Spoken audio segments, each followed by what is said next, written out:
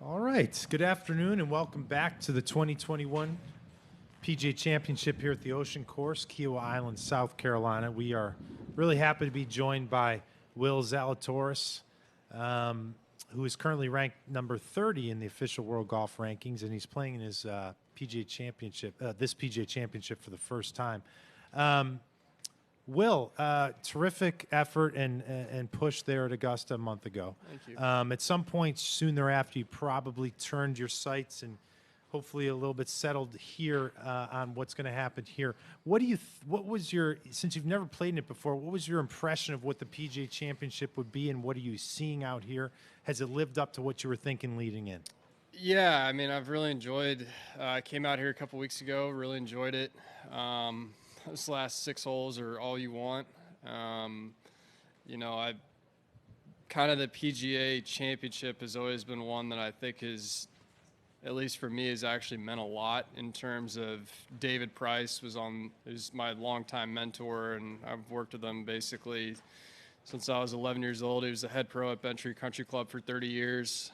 He was the chairman of the Rules Committee for the PGA of America and has been highly involved with the PGA Championship and Ryder Cups. And so, I think this was, he has walked with the last group a lot of the years. So hearing stories of guys playing, almost kind of felt like I knew more about this tournament than I did of the other 3 majors just because of Mr. Price. So a little bit of, kind of appreciation for him. I mean, obviously, the guy means a lot to me, but obviously kind of hearing the stories through the years of all the guys and, Rory winning here and all the other tournaments that at least he's told me about. I remember a lot of really cool stories. Those connections are important. Juan, you have a question? Yeah, so Augusta was a big debut for you for the majors, no?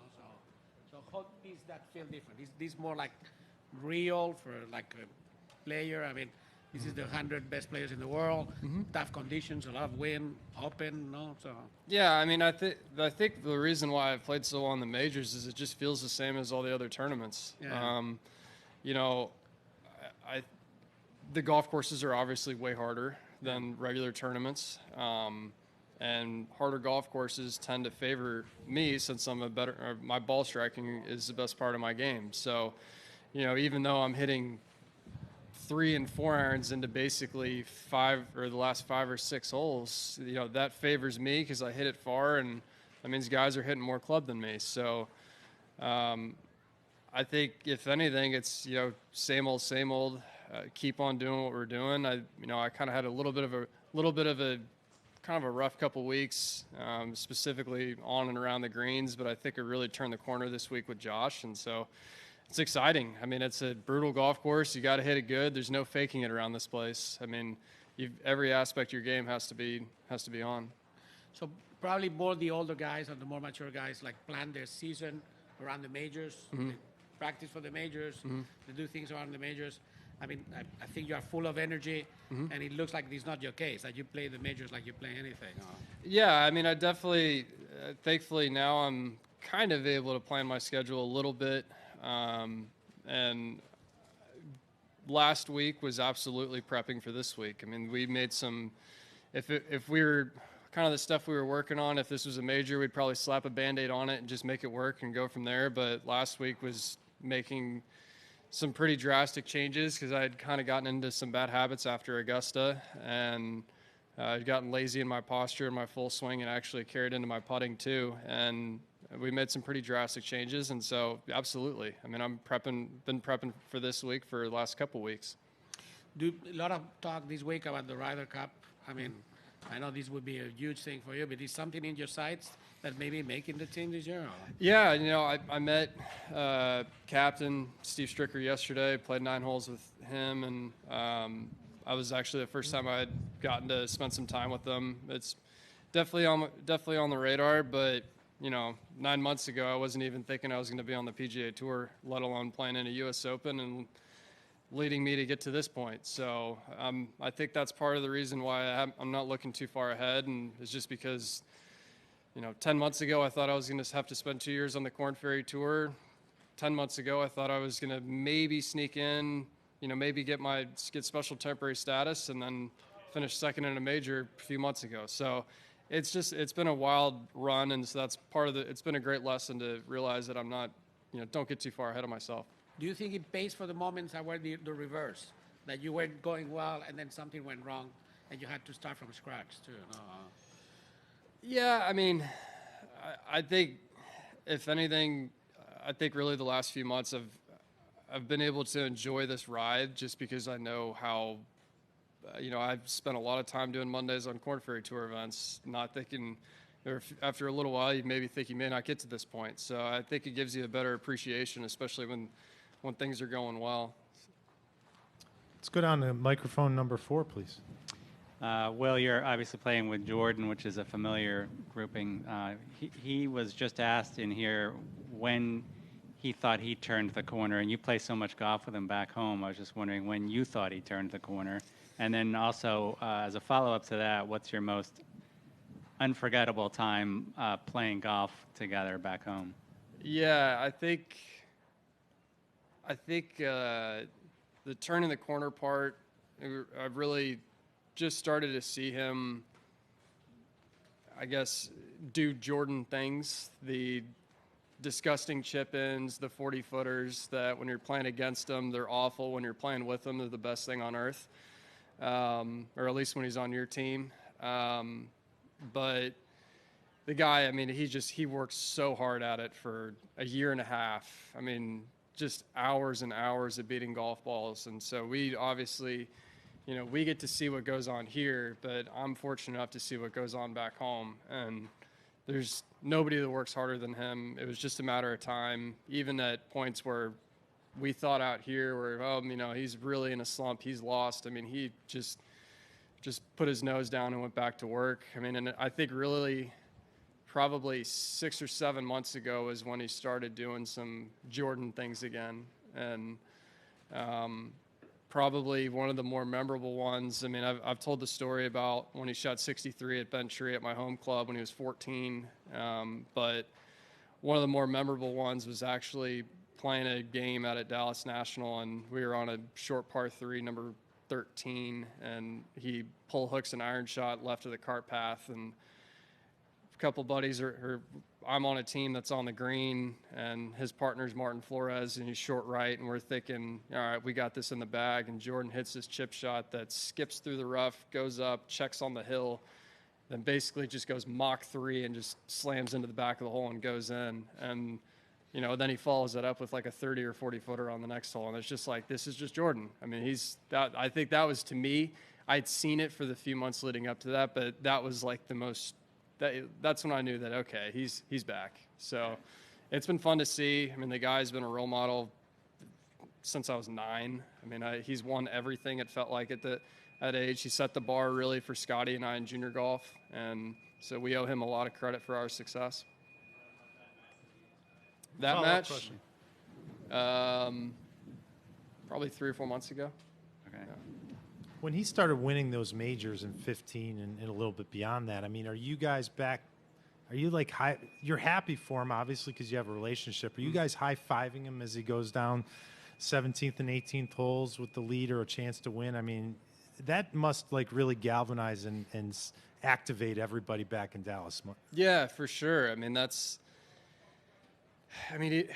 there's no way to describe it besides he's probably you can go back to Byron Nelson, Ben Hogan. I mean, he's the most influential golfer in DFW. And, I remember when he won the Masters, it was kind of like, at least I think for Scotty and I, it was definitely a moment where it was super motivating because we had competed against against him for 10 years, and now he's at the peak of all peaks. And, we've played against him. We've beaten him a few times to think, hey, we can do this. So this is an attainable goal. And so that even goes with like a U.S. junior. I mean, he wins it, Scotty wins it, I win it. I mean, so I think he's definitely been a role model and a guy who set the bar, at least for Scotty and I, specifically in DFW, but let alone a lot of golfers. Talking about the DFW, I mean, have you been able to see what's going on with the move of the PGA of America there Have you visited the golf courses at Frisco, and what it's going to mean for the region? No? Yeah, I haven't gotten up there yet, but I'm super excited to see it. Obviously, I know Gil Hands is doing the championship course. It's going to be really fun to see. I've heard only really wonderful things from a lot of the pros that have gone up and seen it, and I've seen some pictures that I couldn't believe it was in Dallas. A couple of the shots. Or a couple of the holes that I saw, at least in pictures, it looks immaculate. So I'm excited. It's going to be a really big project. It's going to help grow the game. It can happen in a better place in DFW where golf is so strong right now. It's only going to get stronger. Well, you have an open invitation when we do open it up. Do you feel any different now or better than when you went to Augusta a month ago, the beginning of the week? You didn't know you were going to finish second. I would guess your game felt pretty good. Where does that feeling leading into the championship compare to what you're feeling leading into this championship? Yeah, going into Augusta, everything really felt like it was clicking. I spent a lot of time with Josh Gregory and Troy Denton. I took a week off just getting ready for the tournament, and everything was really clicking.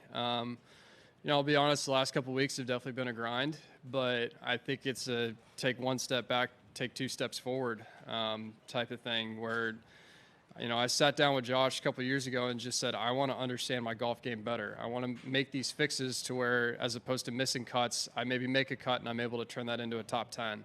And that's what I did well on the Korn Ferry Tour, and I think that's kind of what we're trying to trend towards now is just to become a little bit more consistent. And how we become more consistent is just understand my habits a little bit more in depth, and I think that's part of the reason why I've had so many top 20s is I understand my fixes. I'm getting closer, and I think that these last couple of weeks we found a couple of new things that we really haven't talked about. So it's an exciting time for me. Cut your hair since we last saw you at the majors, at least on the major tour, if you will. But is that a conscious decision, or was it just time for a cut? It was time for a cut. It was getting a little hot. When in Dallas, summertimes, having that long hair is not really ideal. But I'd kind of do that every winter. I'll kind of grow it out a little bit. So don't worry, it's not going anywhere. But especially if I have to live up to being Happy Gilmore's caddy, I think I need to fulfill that role maybe in the off season a little bit. It would have looked good in the wind here. We're going to go out and zoom out to Mark. Mark, you are with Will. Go ahead, sir. Yeah, Will, just curious. You've kind of had a meteoric rise similar to what Colin Morikawa had, and he parlayed that into the PGA Championship last year. Have you thought about that at all? And how much of a transition was it to get used to doing stuff like this when you didn't have to do it before? Yeah, watching Colin we've always joked about this on the Walker Cup team, that when Colin gets in his, we call it blackout Colin, where he just goes on tears. He was winning amateur events by 7 and 8 and, does things like hitting drivers under the gun to 8 feet or whatever he did last year at Harding Park. I've said this about all the other guys on that team as well, is that, when they were successful, it only gave the rest of us more belief that we could attain whatever goal that we wanted to achieve. Watching Cameron win very quickly, both on Korn Ferry, or Cameron Champ on Korn Ferry and PGA Tour immediately.